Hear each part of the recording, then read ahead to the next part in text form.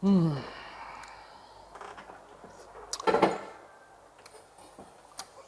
Bahasa apa kita, Ge? Gimana kurapan? Bahas, oh iya, bahas kurap kita ya. Belum pernah kita bahas kurap ya. Belum. Oke, kita bahas kurap ya, Ge. Oke. Tapi ini tahu nggak, Ge, apa kau ini, Ge? Jadi. Ini, Ge, nata de koko campur vitamin C. Larutan vitamin C karena kita nggak di endorse. Nggak usah kita sebutkan, Ge. Apa yang disebutkan? Intinya selalu jaga daya tahan tubuh dengan asupan vitamin C sehingga kita tidak mudah terserang penyakit. Oke, Ge? Oke. Assalamualaikum warahmatullahi wabarakatuh. Salam sejahtera untuk kita semua. Om Swastiastu, Namo Buddhaya, salam kebajikan, salam sehat. Apa kabar Sobat Dokadil? Semoga dalam keadaan sehat walafiat. Alhamdulillahirabbil alamin, kita berjumpa lagi di channel YouTube Dokadil. Channel berbagi ilmu, pengalaman, dan informasi terkait peternakan dan kesehatan hewan. Allahumma sholli ala Sayyidina Muhammad wa ala ali Sayyidina Muhammad. Sholawat beriring salam kepada baginda Rasulullah Shallallahu Alaihi Wasallam yang selalu kita harapkan syafaatnya sampai akhir kelak nanti. Nah, seperti obrolan kita tadi bersama teman kita, rekan kita, Azwar Siregar atau biasa kami panggil Boge. Dia pengen tahu, dia kasih ide gimana kalau kita bahas apa tadi, Ge? Kurap kudis. Nah, ini cocok untuk kita bahas. Saksikan terus video ini sampai akhir.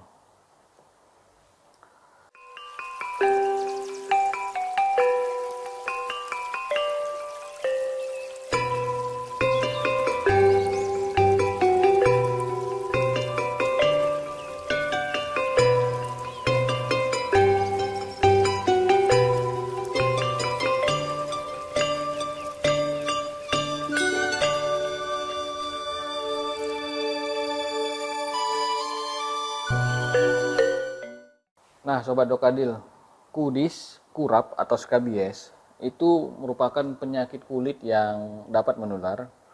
Itu baik secara antara hewan ke hewan ataupun dari hewan ke manusia.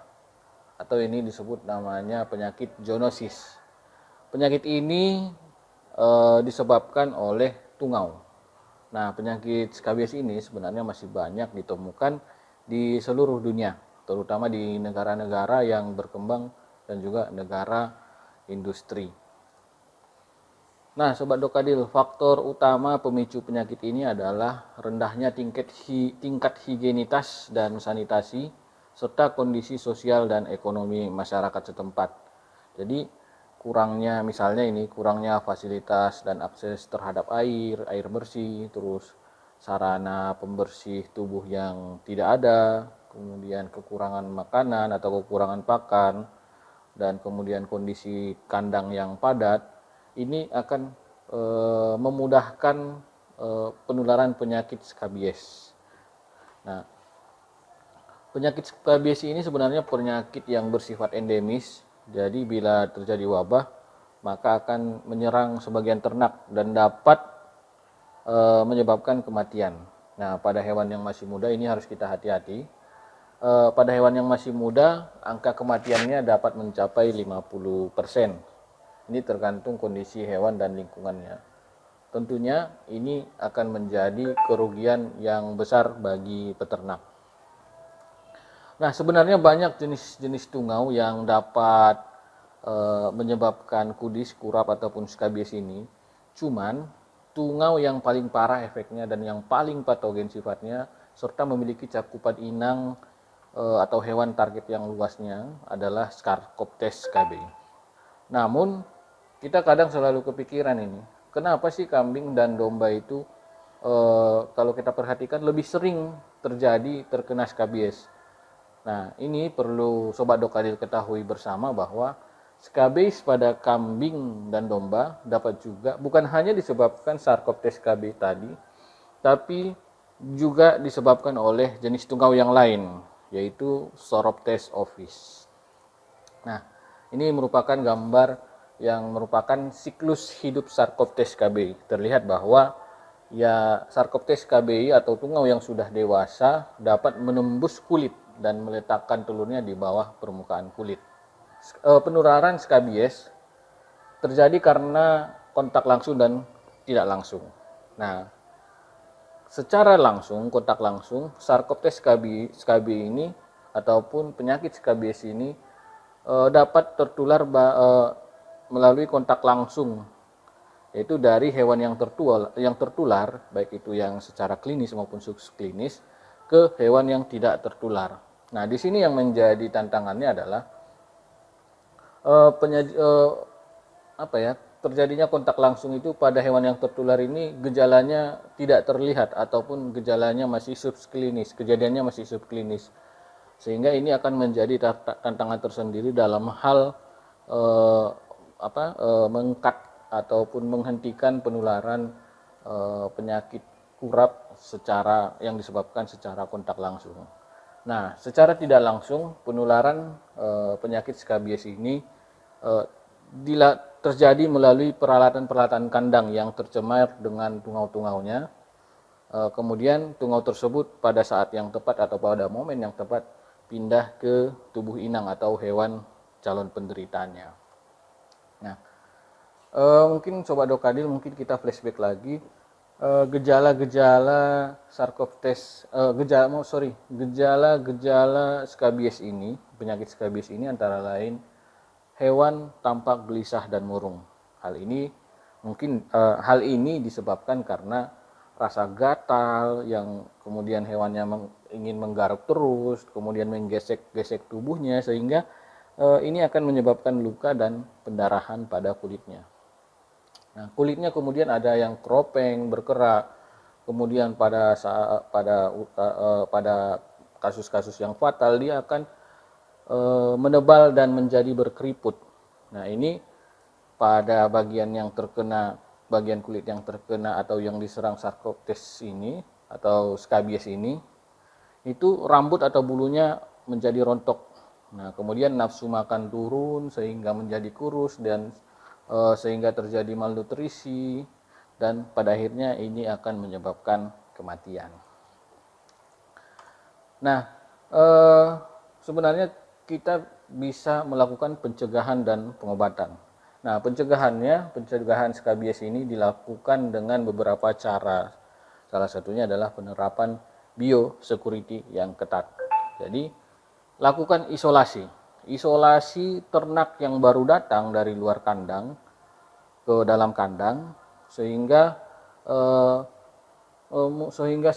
sampai beberapa waktu, sehingga sampai kita yakin ternak yang baru didatangkan tersebut benar-benar sehat dan tidak tertular penyakit. Nah, jika terlihat ada gejala pada salah satu hewan ternak, segera isolasikan hewan ternak tersebut sehingga tidak terjadi kontak langsung dengan hewan yang sehat. Saran saya, sering saya menemukan memang sih dalam satu blok atau satu pen atau satu blok kandang, memang sih kejadiannya nggak seluruh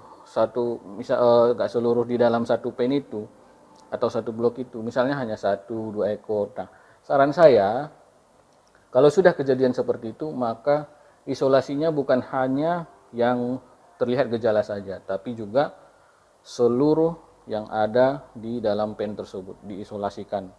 Karena kemungkinannya hewan yang terlihat sehat tersebut bisa saja sudah tertular oleh tungau penyebab skabies, ataupun bisa dibilang dia terkena skabies dengan gejala subklinis. Nah, kemudian yang kita lakukan dalam hal pencegahan ini adalah dengan menjaga kebersihan kandang dan lingkungan. Sobat Dokadil bisa membuat jadwal rutin penyemprotan seluruh peralatan dan konstruksi kandang, baik itu lantainya, tiangnya, terus palung pakannya, itu disemprot ataupun dibersihkan ataupun disemprot dengan menggunakan larutan disinfektan. Nah, kemudian jaga tingkat kepadatan kandang. sehingga jangan sampai kandang tersebut terlalu padat akan ternak. Nah, ini akan menyebabkan, mana tahu ada kejadian, itu akan menyebabkan mudahnya penularan. Nah, kemudian Sobat Dokadil yang mungkin sudah bergelut di bidang jual beli ternak, jangan sampai ini Sobat Dokadil jangan sampai menjual ataupun membeli hewan ternak yang jelas-jelas sudah diketahui terkena penyakit skabies. Karena hal ini akan mempercepat penyakit ini semakin meluas. Nah, jika ada hewan yang sudah tertular, maka segera laporkan ke petugas kesehatan hewan setempat untuk didata dan diberikan pengobatan. Nah, ada beberapa cara pengobatan yang dapat kita lakukan. Nah, ini yang dapat kita lakukan sebagai masyarakat umumnya, yaitu dengan cara merendam ataupun dipping, menyikat ataupun brushing ataupun menyemprot atau spraying. Nah, yang direndam atau disikat atau disemprot tersebut adalah kulit hewan ternak yang terkena.